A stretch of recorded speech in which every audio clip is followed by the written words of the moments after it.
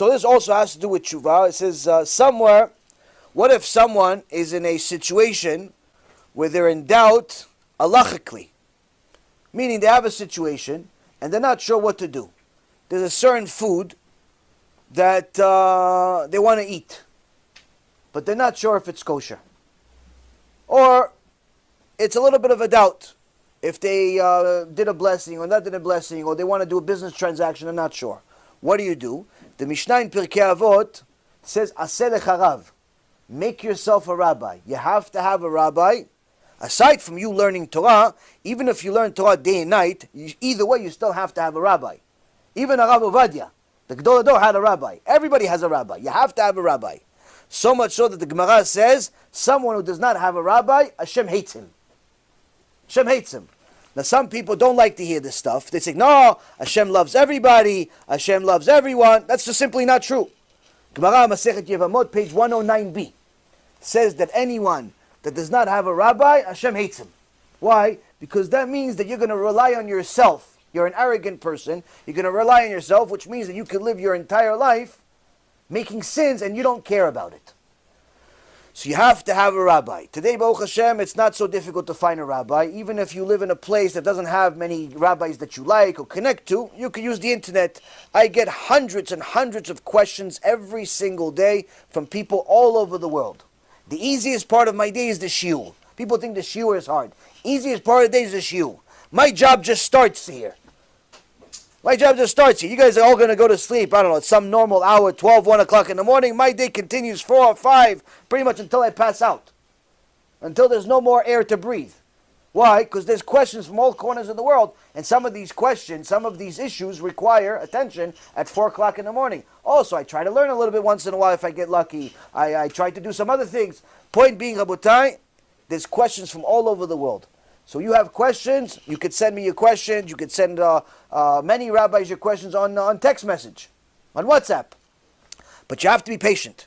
If you're expecting your rabbi to be Google, your expectations are unrealistic. You have to be patient. Sometimes it takes me 5 minutes to respond, sometimes it takes me 5 days. Depends. It doesn't necessarily have to do with your question, it has to do with my schedule. How many other people are in front of you? How important your question is. If you're going to ask me a midrashic question, like how old was Rachel when she married Yaakov? That question is a nice question. I appreciate that question, but it's not a priority. It's not a priority. What's a priority?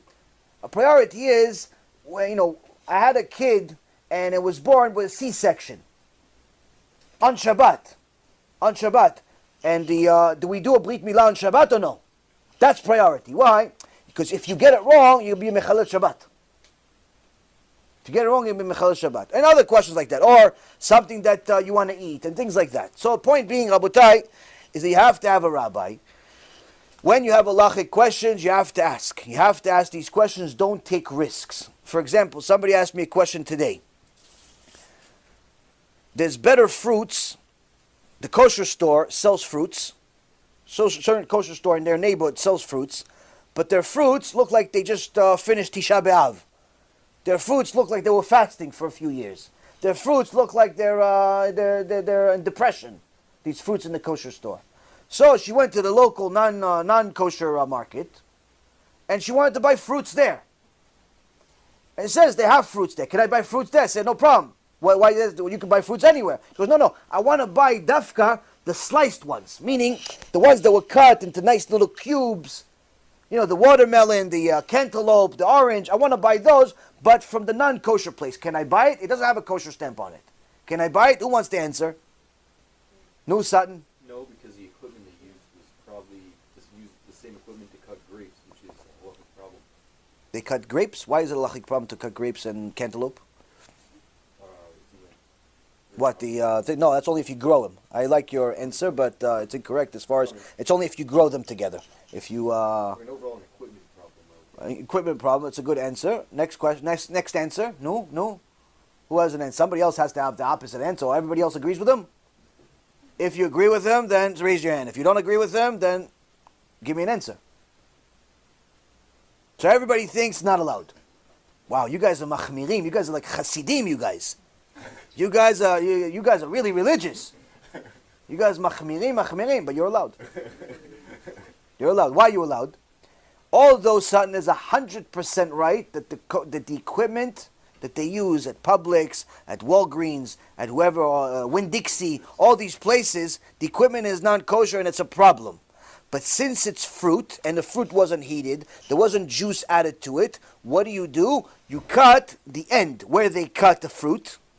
You cut that part, like as if you're cutting a peel. The rest of the fruit is 100% kosher. You're allowed to eat it. You're allowed to eat it.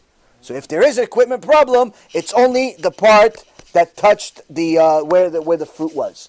Halachically, it's allowed. If you want to be more stringent, like Sutton and the rest of you tzaddikim over here, you can be only buy it from the kosher stores. But if you only have one choice, then you can buy the fruit from there. Just it's better to cut the last part. Ken, b'chavod. If they have the same equipment that you're speaking about, and they, like, let's say, them going, they're working over there every day, every single day, and they bring in food from home, and they have like a pork sandwich, Okay. and they slice it in the middle every day, and they don't even pay attention. Like they slice their sandwich, and after they slice their sandwich, then they start to cut the fruit. Right. So usually you're 100% right. That's why we cut that part. So if, let's say, for example, you have a apple, okay, or you have a whatever. You have, let's say, an apple. Let's use an apple. Usually the machine that's going to cut the apple is not the same machine that's going to cut the ham. It's usually not the same type of machine. If the guy that's an employee uses the machine that cuts the ham to cut the apple, he's going to get fired because it could ruin the knife. But let's say they do use it. If you slice the outer part of that apple, which is the only part that touched the apple, since it's cold, the knife is cold, and the apple is cold, nothing was sucked into the apple. You're slicing the only part that could have touched something non-kosher, therefore it's allowed. Again, this is uncooked fruit. This is fresh fruit or fresh vegetables. And it's big pieces, not tiny little pieces, and generally it's big pieces. So that's allowed as far as that's concerned. Even if there is a possibility, like you're saying, that the guy cut his pork sandwich, his donkey sandwich, whatever he's cutting, if that knife, that's a cold knife, touched the cold apple, the cold watermelon, you cut that outer piece, even if you don't know if they cut it with something. Automatically you cut that outer piece, and you're allowed to take that fruit and eat it 100% no problem. Especially if the fruit from the kosher place is not good, or you don't have any fruit, and the only place that has it in your neighborhood is the non-kosher place. The only place that have it. So for Onik Shabbat, for the honor of Shabbat, you don't want to not buy something. You can. Just you know how to live with the law. Now, the ideal is for you to cut your fruit yourself. That's the ideal, because then you're not dealing with any types of questions, and you don't have to deal with anything. But sometimes that's not possible. Sometimes you have a million and a half things to do. You can't cut the things. It's much easier. You have company coming over. There's 20 people coming to your house. If you're gonna cut the fruits for yourself, you're not gonna have time to make food. So you buy prepared. That's not a problem.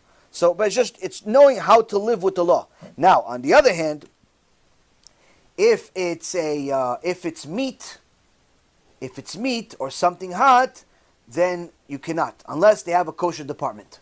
You cannot buy sliced meat from a place that does not have a kosher section, meaning that the knife that they use for the meat is only for kosher meat. They cannot use the knife for kosher meat and non-kosher meat.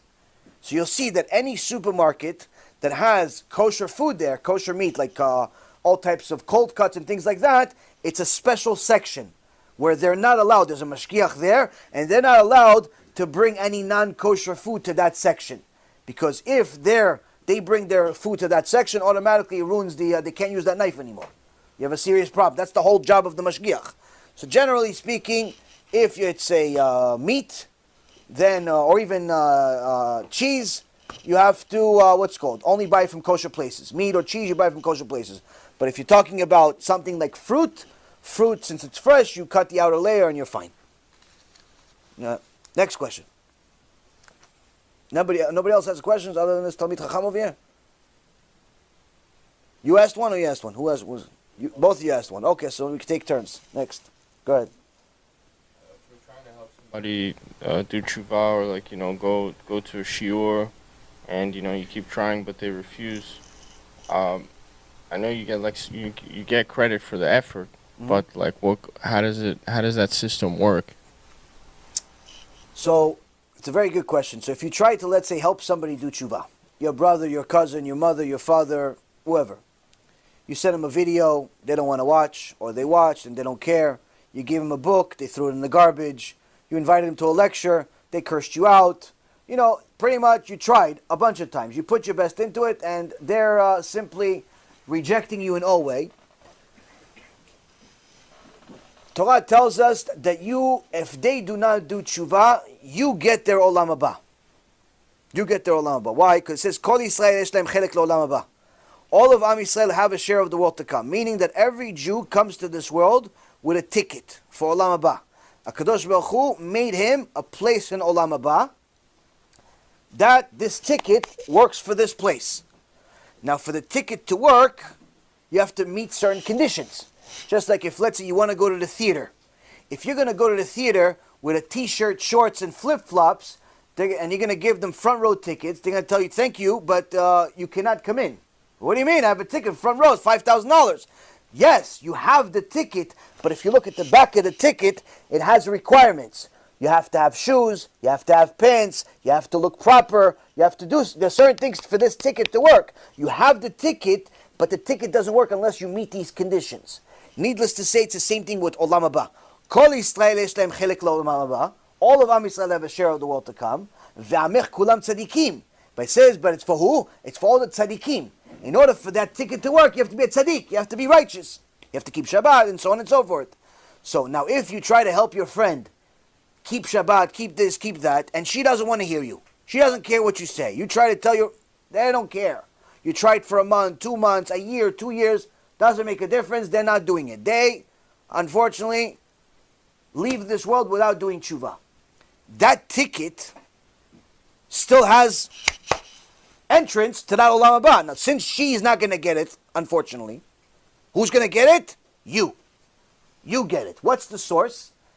Mishnah, Pirkei Avot, says Avraham Avinu got the reward of all 10 generations from Noach until him. There was 10 generations of people that lived from Noach all the way to Avraham Avinu.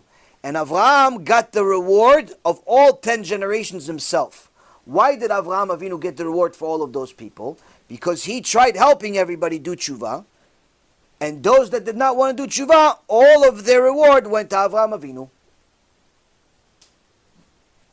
So the reward has to go to someone. If the person does tshuva, good. They get a reward and you get a reward. It's even a bigger reward. You get 310 worlds, not just one.